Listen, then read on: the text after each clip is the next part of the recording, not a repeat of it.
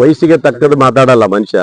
ಅದೇ ಅಪ್ಪನ ದುಡ್ಡಿತ್ತು ಏನೋ ಅಧಿಕಾರದಲ್ಲಿ ಇವತ್ತು ರಾಜ್ಯ ಅಧ್ಯಕ್ಷರಾಗಿ ಬಂದಿದ್ದಾರೆ. ಅವರಿಗೆ ಹಿಂದೆ 16 ಜನ ತಗೊಂಡೋಗಿ ಸರ್ಕಾರ ಉಳಿಸಿದ್ದು ಇದೆಯಲ್ಲ, ಆ ಹಡಬಿ ದುಡ್ಡು ಮತ್ತೆ ಚಲಾವಣೆ ಮಾಡೋಣ ಅಂತ ನೋಡ್ತಾರೆ. ಇವತ್ತೇ ಹೇಳ್ತಾ ಇದ್ದೀನಿ, ವಿಜಯೇಂದ್ರ ತಾಕತ್ತು ಅಥವಾ ದಮ್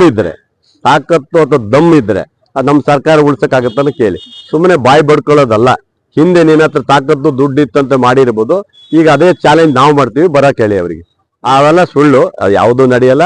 ಯಾವ ಸರ್ಕಾರನೂ ಬೀಳಲ್ಲ, ಯಾವ ಸರ್ಕಾರನೂ ಏನೂ ಆಗಕ್ಕೆ ಸಾಧ್ಯ ಇಲ್ಲ. ಯಾಕಂದ್ರೆ ನಾವು 138 + 2 145 ಹಿಸ್ಟ್ರಿಯಲ್ಲಿ ಇಷ್ಟೊಂದು ಯಾರು ತಗೊಂಡಿರಲ್ಲ, ಅಷ್ಟು ತಗೊಂಡಿದ್ದೀವಿ ನಾವು. ಆ ಪ್ರಶ್ನೆನೇ ಇಲ್ಲ. ಅವೆಲ್ಲ ಸುಳ್ಳು.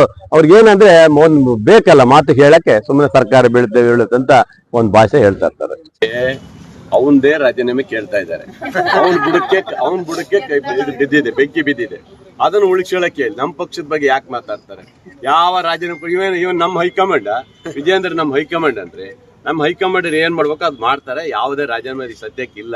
ಆ ವಿಜಯೇಂದ್ರ ಸುಮ್ಮನೆ ಬುರುಡೆ ಬಿಡ್ತಾನೆ ಬಿಟ್ರೆ ಬೇರೆ ಏನಿಲ್ಲ. ಅವನಿಗೆ ಪಾಪ ಅವ್ನ ರಾಜೀನಾಮೆ ಕೊಡಿ ಅಂತ ಅವ್ರ ಪಕ್ಷದವ್ರು ಬೆನ್ನತ್ತಿದ್ದಾರೆ. ಅವನಿಗೆ ಯತ್ನಾಳ್ ಅವರೆಲ್ಲರೂ ಸೇರಿ ಅವನಿಗೆ ಇಳಿಸಕ್ ಹೊರಟಿದ್ದಾರೆ. ಈಗ ನಮ್ಮನ್ನು ಉಳ್ಸಕ್ ಇವ್ನು ಹೊರಟಿದ್ದಾರೆ ಎಂತ ಇಳಿಸಕ್ಕೆ. ಅಂದ್ರೆ ಅದೇ ಹೇಳುದಲ್ಲ, ಅವ್ರಿಗೇನು ಮಾಹಿತಿ ಇಲ್ಲ, ಏನಿಲ್ಲ, ಒಟ್ಟು ಮಾತಾಡ್ತಾರೆ ಅವ್ರು ವಿಜಯೇಂದ್ರ ಅಷ್ಟೇ.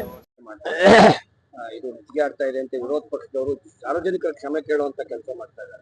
ಈ ಬಸ್ ದರ ಜಾಸ್ತಿ ಆಗಿರೋದ್ರ ಬಗ್ಗೆ ನೋಡಿ, ಸಾರ್ವಜನಿಕರ ಕ್ಷಮೆ ಕೇಳುವಂತದ್ದು ಅವ್ರಿಗೆ ಏನು, ಅವ್ರ ಯೋಗ್ಯತೆ ಬೆಂಕಿ ಹಾಕ್ಬೇಕು. ಈಗಲೇ ಹೇಳ್ತಾ ಇದ್ದೀನಿ, ಅವ್ರ ಯೋಗ್ಯತೆ ಇಲ್ಲ.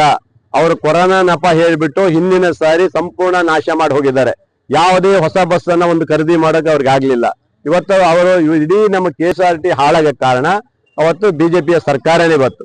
ಕಾರಣ ಬರೀ ನಮ್ಮ ಕೊರೋನಾ ಅಂತ ಹೇಳ್ಕೊಂಡು ನಾಟಕ ಆಡ್ಕೊಂಡು ಬಂದಿದ್ದಾರೆ. ಇವತ್ತು ನಮ್ಮ ಸರ್ಕಾರ ಬಂದ್ಮೇಲೆ ಹೊಸ ಬಸ್ಗಳು ಬಿಟ್ಟಿದ್ದೀವಿ. ಆ ಬಸ್ಗೆಲ್ಲ ತರಬೇಕಲ್ಲ. ಈಗ ಸ್ವಲ್ಪ ಅದ್ರ ರೈಸ್ ಮಾಡಿದವ್ರಿಗೆ ಆಗೋದು ಕಷ್ಟ ಆಗುತ್ತೆ. ಗ್ಯಾರಂಟಿ ಒಂದ್ ಕಡೆ ಇರ್ಬೋದು, ಅದು ಬೇರೆ. ಆದ್ರೆ ಬಸ್ಸಿನ ವ್ಯವಸ್ಥೆಗೆ ಮತ್ತು ಅಲ್ಲಿಗೆ ವ್ಯವಸ್ಥೆ ಆಗ್ಬೇಕಾದ್ರೆ ಹೊಸ ಬಸ್ ಎಷ್ಟು ಖರೀದಿ ಮಾಡಿದೀವಿ ನಾವೀಗ? 3,000 ಚಿಲ್ಲರೆ ಕೋಟಿ, 3,000 ಚಿಲ್ಲರೆ ಇವತ್ತು ಹೊಸ ಬಸ್ ಯಾರು ತಂದಿದ್ದಾರೆ? ಅವ್ರು 5 ವರ್ಷದಲ್ಲಿ ತಂದಿದಾರಾ? ತರ್ಲಿಲ್ಲ. ಈಗ ನಾವು ತರ್ತಾ ಇದೀವಲ್ಲ, ಅದಕ್ಕೆಲ್ಲ ಬೇಕಲ್ಲ, ಹಣಕಾಸಿನ ಕೊರತೆ ಆಗಬಾರ್ದು ಅನ್ನೋದ್ರಲ್ಲಿ ಮಾಡಿರ್ತಾರೆ, ಸಾಲ ಮಾಡಿ ಹೋಗಿದ್ದಾರೆ. ಅದಕ್ಕೆ ನಾವು ತುಂಬಬೇಕಲ್ಲ. ಅದಕ್ಕೆ ಒಂದ್ ಸ್ವಲ್ಪ ಜಾಸ್ತಿ ಮಾಡೋಂತ ಆಗಿದೆ. ಸಾರ್ವಜನಿಕ ಕ್ಷಮೆ ಇರ್ತದೆ, ನಮ್ದು ಇರ್ತದೆ.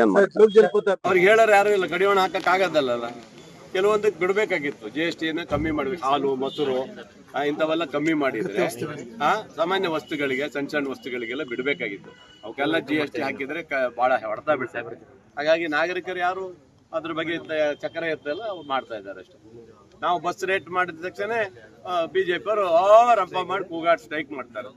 ಮೋದಿಜಿ ಏನ್ ಮಾಡಿದ್ರು ಉತ್ತರ ಕೊಡಲ್ಲ ಯಾರು, ಅಲ್ವಾ? ಹಂಗಾಗಿದೆ. ಅದ್ರ ಬಗ್ಗೆ ಏನ್ ಮಾತಾಡೋದು ಬೇಡ, ಬಿಟ್ಬಿಟ್ಟು